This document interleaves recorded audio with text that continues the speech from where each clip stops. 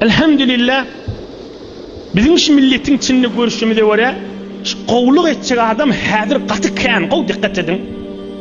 Qowluk etjek adam gatykan, emma şu qowluk etjek adamның bir zatdan korkusy var da fakirçikler. Nämeden? Şu kime qowluk etsen qaytym verirçek ýangdaş tarapdan. Hemme kişiň narahat ýeti şoda.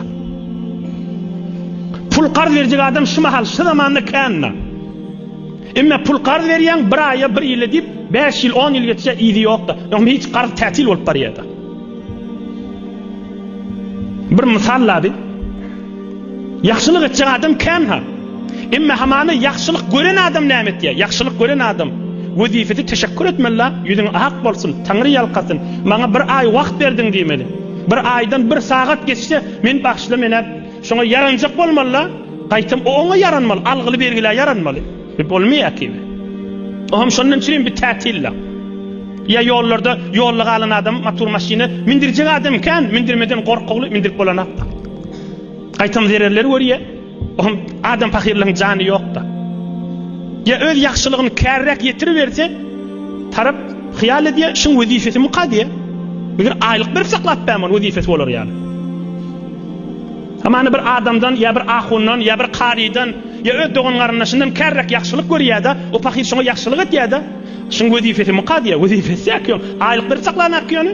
Näme diýip wezifesi bolmaly? Yaxşylyk edip berseň, tarap soňam senden algyly bolýar, ama adam fakirligiň ýene jany ýokda, eş yaxşylyk etseň qaytym men içinden dererçek ýanmen diýär-de. Hatda öz dogundan, hatta öz gaýnynesinden, gelininden yaxşylyk edip berse, fakir ýerinden holokon dereri bolýar.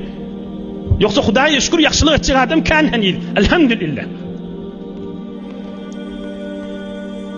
Teşekkür etmeýär, ya teşekkür de gerekkä, zerer ýetirmese boljak. Ine Peygamberimiz aleyhissalatu vesselam'ın aýdyp sözüniň bir manasy şuda. Hazreti Adam hemmäňiz Hazreti Adama gaşyn, Hazreti Adam da aňyrsy gumdur diýär. Aňyrsy gum diýär, öz gumdan halk bolan.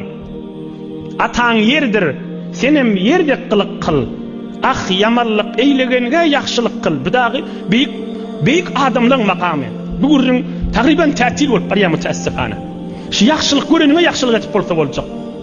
Yamanlyk etýäni yaxşylyk etmede gaty kynda. Am sen men näme der salyly şu gurrundan? Sen aýdýaňda şu gurrun näme diýip gyýryp aýdyp otyň? Ey ýaşoğlan, ey hacı däde, ikimide dersçi şu gurrundan şadyndan. Öz yaxşylygyň et, hiç kimden teşekkür intizaryň bolmasyn, ahiratym diýip et. Tamam. Yaxşylygyň et, teşekkür şu maňa Taňry ýalkysyn diýsin nip intizaryň bolmasyn. Özüň rahat et. Hudaý üçin diýen, şuň teşekkür gerek däl, niýazym ýok. Şuň teşekkür intizaryň bolsa, o ýüregiň agyrt ýaşaýt ýyksyn seni. Sen yaxşylygyň beraberine yamanlyk köküýärdi, tarafy ýykýärdi, oň narahatçysy. Onun almalı dersi sen yaxşylygyň et, Allah üçin etdim, o taraf teşekkür eder, yani qadrdany eder, Taňry ýalkasyn diýse diýsin, diýmesin diýip de sogabyň et. Öz kıyamatyň, öz nuruň, öz ameli salihiň bolup galsyn. Ey adamlar diýipdir. Şeytan tamasyny üzdü diýipdir. Şeytan şu ýurtda tamasyny üzdü diýipdir. Şeytana adamlar ibadet etmejegin diýipdir. Qysga sada umumen manasy namaz okuyan adam şeytana ibadet etmez diýdi. Şeytan tamasyny üzdü. Meselen önkü ummatda bir kavm musulman soňrasy kafir bolup gitýänmiş da. Emma bu ummat musulmançylyk kıyamata çeli ýürüýjek. Muny billi. Tamasyny üzdü, bu ummatdan soň bir kafirlik gelmejegin, bir kıyamata çeli türkmen aýdy. Inçeler üzülmez. Muny şeytan billi diýär. Yani namaz okuyan adam şeytana ibadet etmejegin billi. Emma şeytan bir ýerde tamasy var diýipdir adamlarda. O da nämeden ownuq sogap diýip adamlara ettirmez. Bu sogap kan muhim dädidir. Kiçi günäde bolsa, bu kiçi günä, muň işgali ýok diýip adamlara ettirer diýipdir. Kiçi sogap bolsa, ona bu kiçi sogap muhim dä. Ama ana bir neçe dünýä boýunça hatda bir togry ulamalar, alim adamlaryň agdynda bar da. Haydi o diye mustahaptır diye. Yani sogap. İstene sogap etmenin menen hiç muhim zat däl. On bir toparlama işleýänsiňiz şu mahal. Meselen olurrak aydardylar musafiratda sünnet okumak gerek diýip. Inni öýde de sünnet namaz okuyanak da öýlen 4 rekat sünnetini ya 2 rekat sünnetini. O sen näme sünnet okuýmaýan diýsen, ay sünneti pardiýal gaýym tutup bermelidir diye. Ine ýa şeytan masxara etýär da bu adamlar. Haydi kan muhim dädir dik goýar. Şeytan oýnaýa hutbasyny Peygamberimiz Arafat meýdanynda 150 000 sahabasynyň arasyna aýdan tedişip. Adamlar inni kafir bolmagyny billi diýipdir ýöne. Kiçi sogaplar, aý kiçi sogap diýip onu etdirmer diýipdir.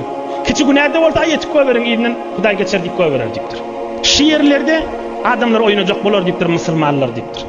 Bir tör ulamalar aýdýar, şu şeytanyň şu bernamasyndan musulmanlar habar bolmansyň, musulmanlaryň arasyny yalankan, musulmanlaryň arasynda hukukkan, musulmanlaryň arasynda hyýanatkan kafirlerden görünen diýip aýdýarlar. Çünkü kafirlerin içinde şeytan olur vasvasa etip durana. Sen Allah, sen hıyanet et, sen nämet, küfür, kafirlik, karanqılık, ulu karanqılık şonda saklasa bolacak bolar. Emma musulmanlar kafir etip bilene, günah, ay bu awnukdur, ay bu nämedir, ay sana da pul verek, ay erti vererni, ay Allah göwer, bunu musulmanlar rahat Allah'ın yahda. Fahdaruhu ala dinikum. Ey musulmanlar, Allah'ınmacak bolun deyipdir. Peygamberimiz aleyhisselam aytýar. Näzire Allah'ınmacak bolmaly? Şu nasihatleri eşitmek bilen.